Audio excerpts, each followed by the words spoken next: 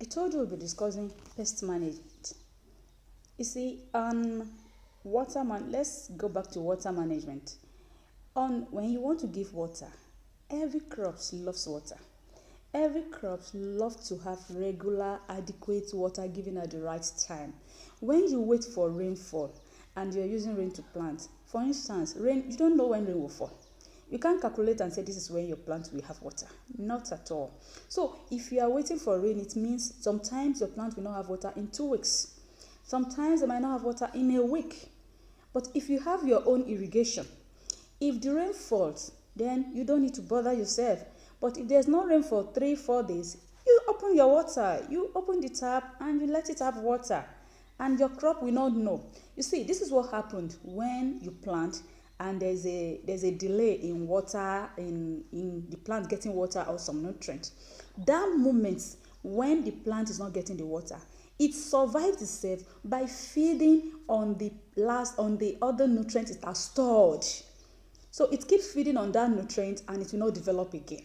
It keeps feeding on the nutrient. If eventually you bring back water, it will stop feeding on that nutrient and start getting new one from the new source you are producing, you are supplying to it. But if it did not get, you didn't get those nutrients back to it, you didn't get water to sustain it again, then it dried up.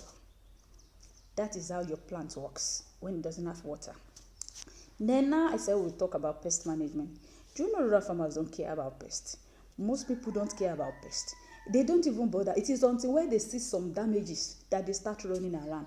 But do you know preventive measure is better than finding solution around?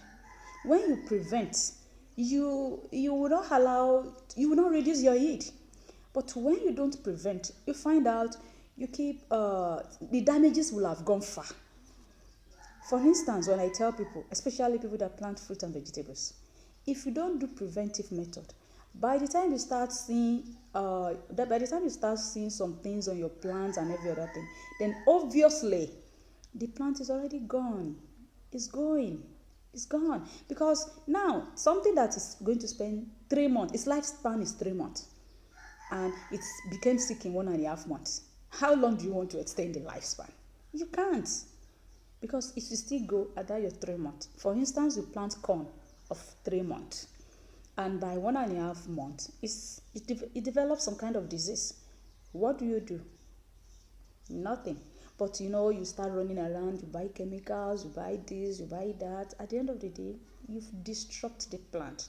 So I always tell people, preventive method, prevention is better than cure. That is what you do in most crops.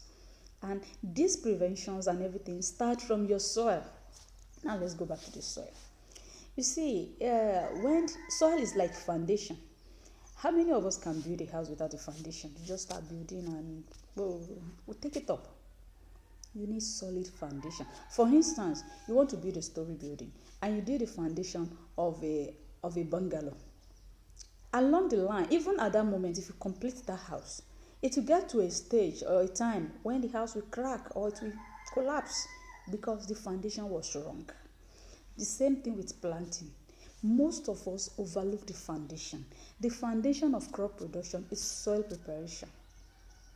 Yeah, the foundation of crop production is soil preparation. If your foundation is wrong, everything will be wrong with your plant. If your foundation is wrong, you cannot get any tangible thing from the plant.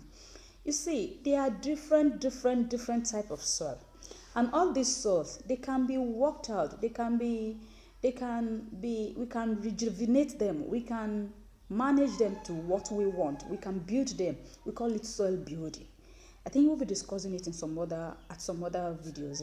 Please subscribe to my YouTube channels and then you wait for more. I promise you are going to enjoy this. So see you in the next episode.